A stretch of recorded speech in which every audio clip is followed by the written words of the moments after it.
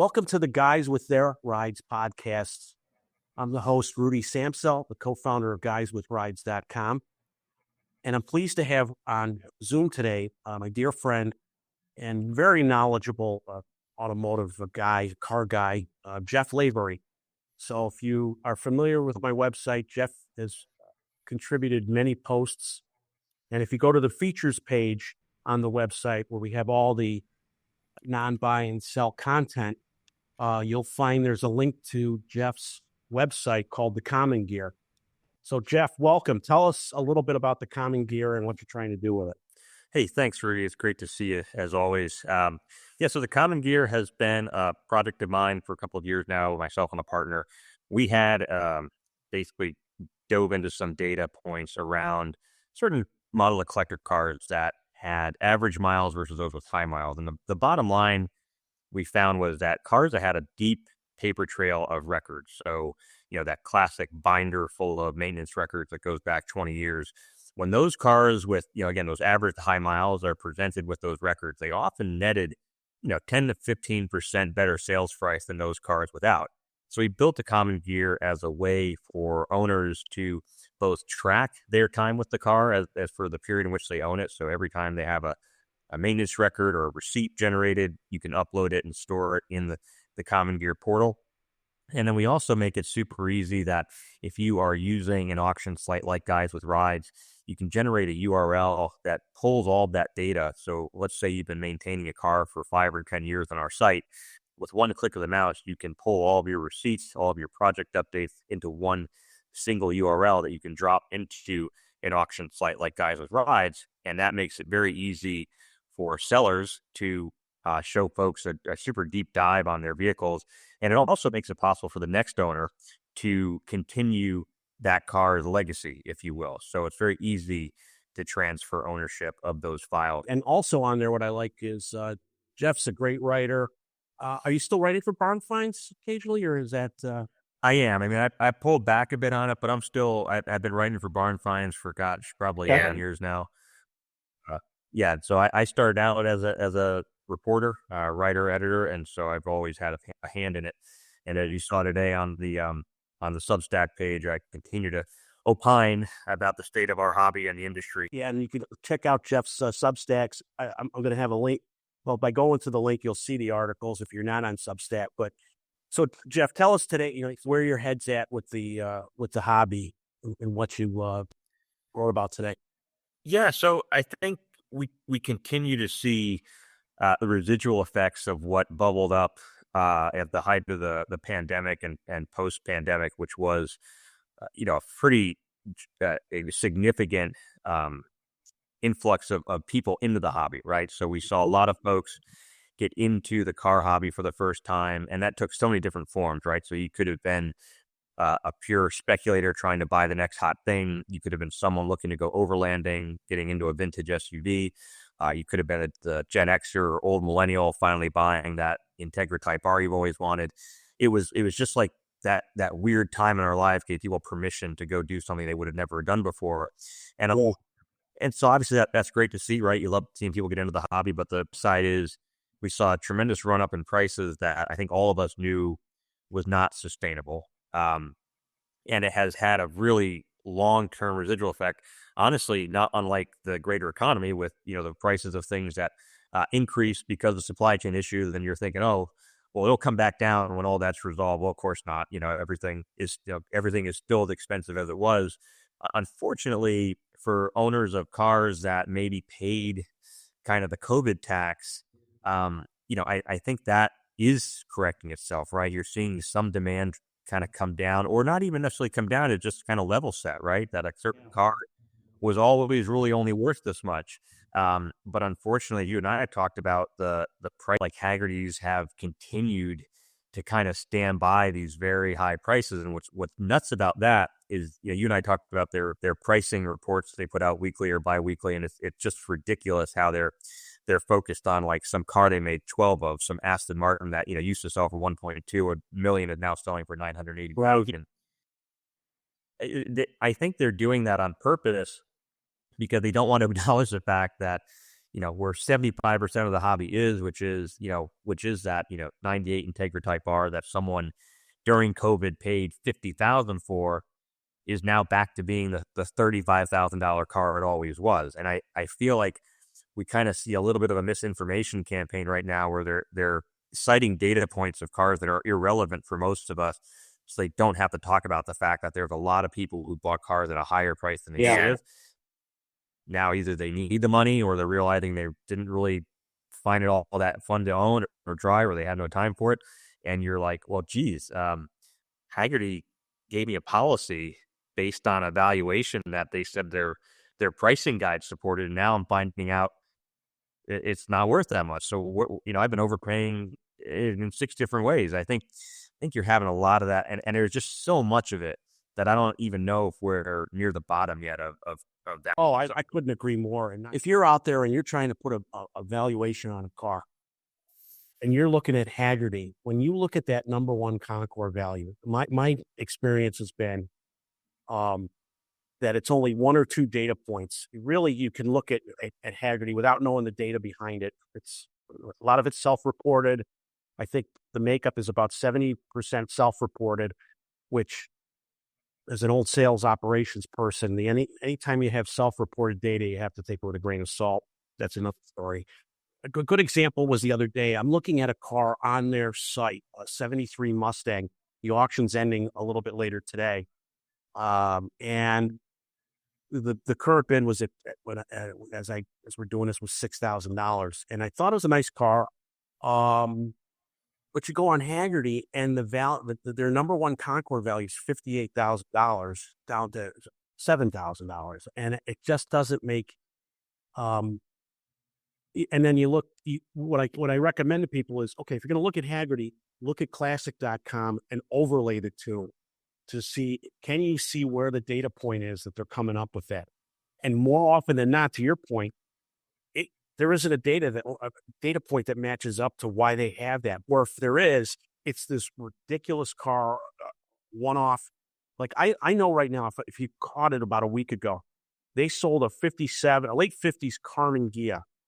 Beautiful car, $118,000.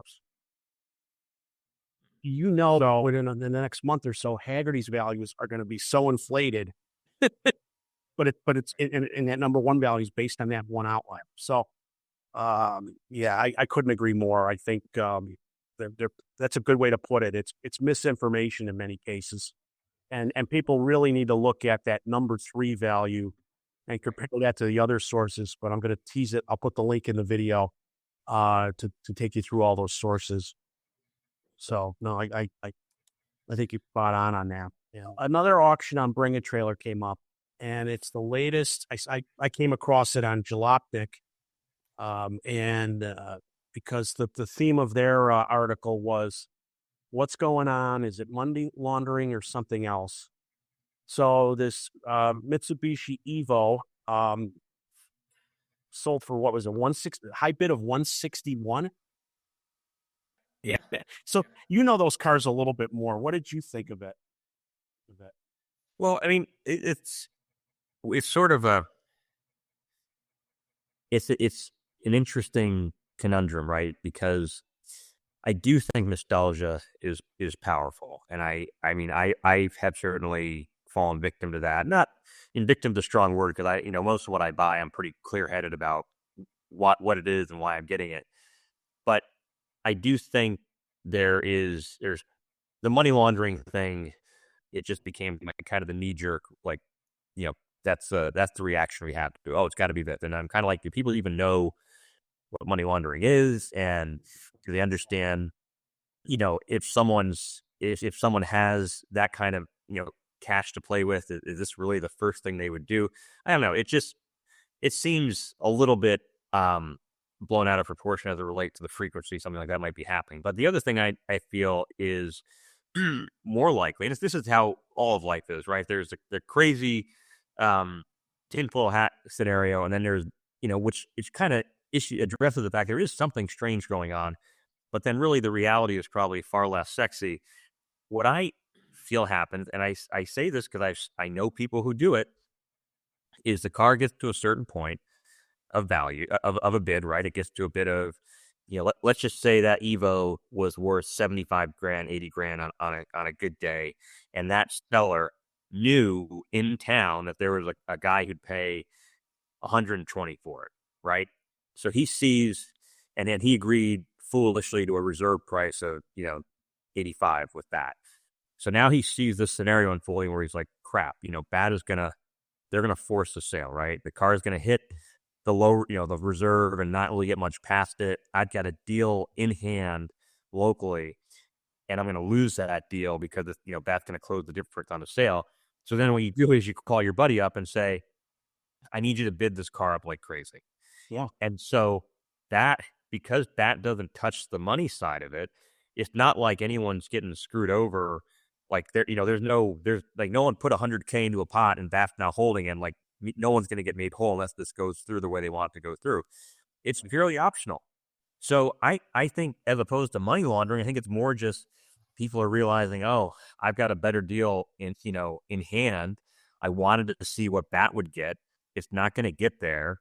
So I'm going to call up my buddy, bid this thing up, and I'll refund you, the credit card fee, whatever. I think that's more likely what's happening. And at the end of the day, and then you can add another layer to it and say, well, maybe there is the in-person transaction looming, and you want to squeeze that guy harder. And so you say, hey, it got bid up to 160. Guy didn't come through, but you know what? I'll take 130.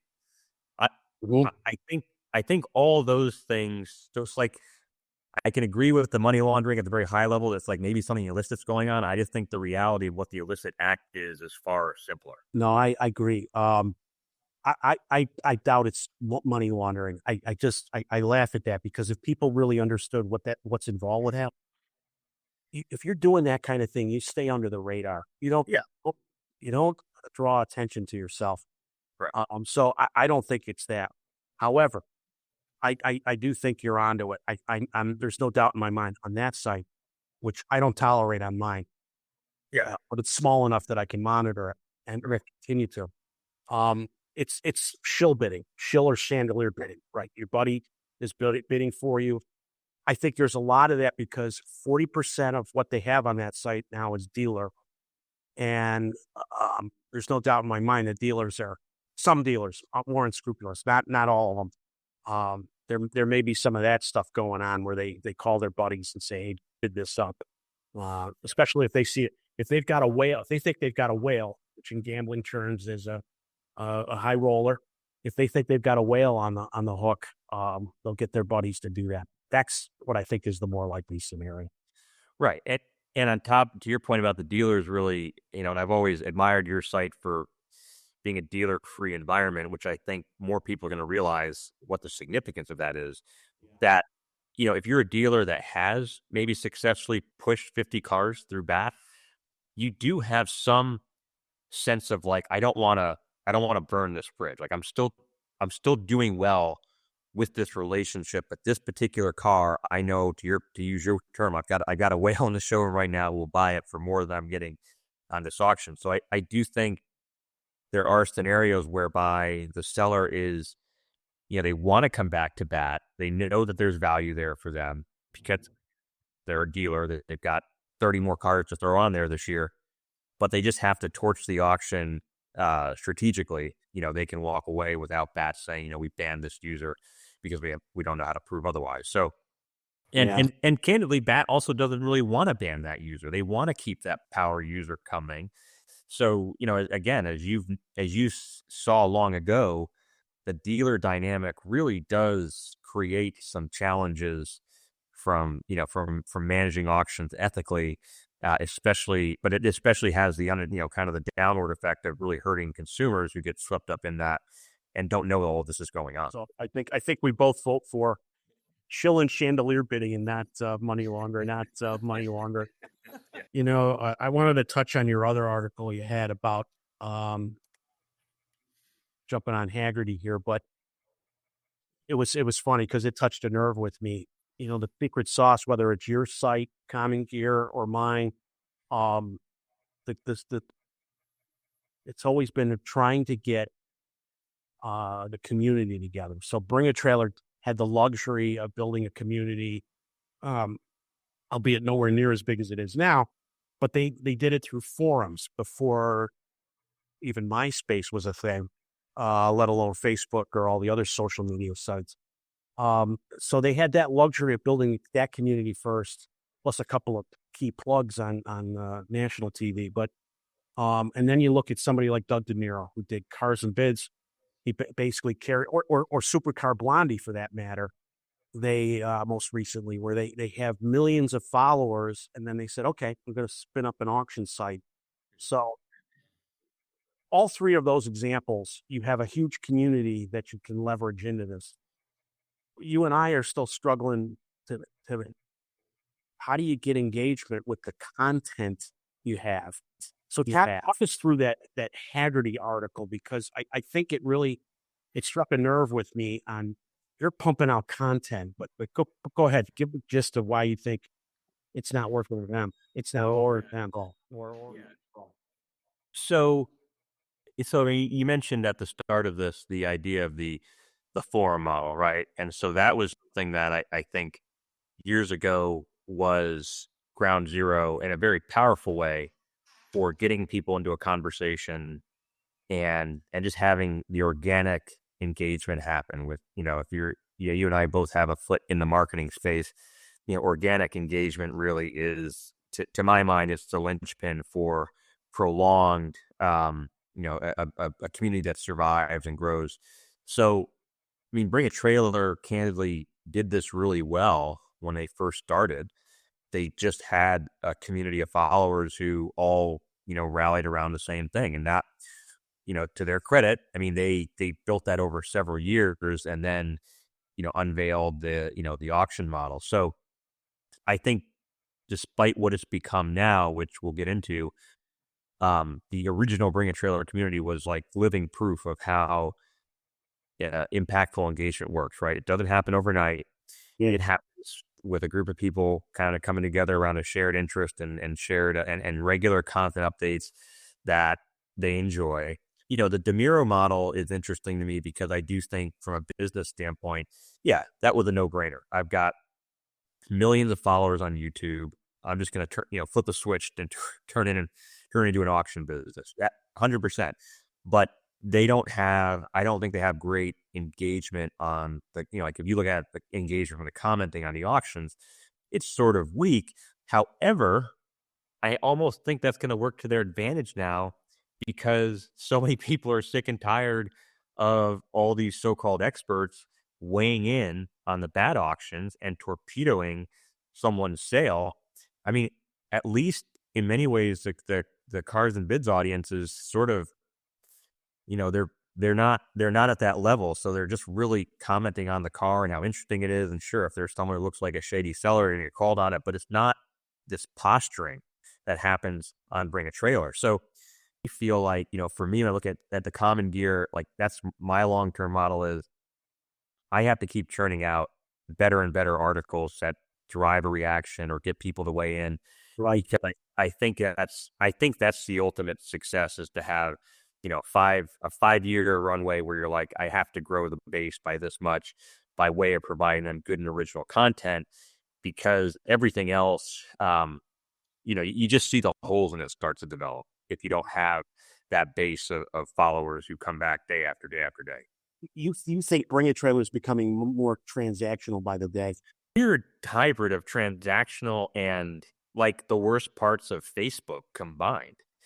Because I mean, you literally see people just come on there to flex their muscles from a knowledge standpoint. There's one I wanted to send you. As you know, I'm I have a 190E Cosworth that is like 8 years later almost done. But there's one on there right now that's a very nice car, and there's a gentleman who is sort of a prolific seller on that. He brings I think he's actually in New Jersey. I know who you're talking about. Yeah. So he's done some of the best 90s era Mercedes, but he's like I would just, the reason I bring this up is because he's like kind of the golden child, right? He brings great cars. Yes. He's very diplomatic. People like him. But on that 90E that he's got on there, which is like one of the best I've seen, there's a guy who literally just kept like pestering him, saying like that the self-leveling rear suspension gap wasn't right. And Lord. he was like, and I mean, I give him credit because he was very different. Like, you know more than I do. I'm just going to step away from this because obviously you're the expert. But I was like, when a guy like that, even who's a power seller, he's got 30,000 likes on his comments, and even he's not impervious to some jackass coming in and kicking rocks at like one of the best 190 Cosworths out there. That to me is like, I would just be like, if I were him, I'd be calling bat saying like, guys, I bring you so much business. Yeah. And you can't keep some idiot from coming in here and wrecking my auction. Yeah. Yeah. Great conversation, Jeff. Thanks for calling in. Always good to catch up, and good luck with your third child here on the way. Wish you and your bride the best, and good luck with that. And so I want to thank everybody for watching this podcast. If you enjoyed it, at a minimum, press the like button. And if you haven't done so already, please press the subscribe button. That help. Both of those help, as well as comments, help the YouTube algorithm grow this channel. So, and if you haven't already, I encourage you to check out the features page on the guyswithrides.com website, where I have a variety of content. You can find the link to the common gear on there, YouTube channel, Craigslist classifyings that I'm posting. So just a wealth of dealer-free community content. It's away from the typical buying and selling of all the other websites. So thank you for watching. Have a great day. Get out there and drive. Thanks for watching this video. Please press the like and subscribe button, comment below, and be sure to check out our other videos on this subject, as well as all the great content on our YouTube channel. If you have any questions, you can call me at the number listed below, or be sure to check out our main website, guyswithrides.com.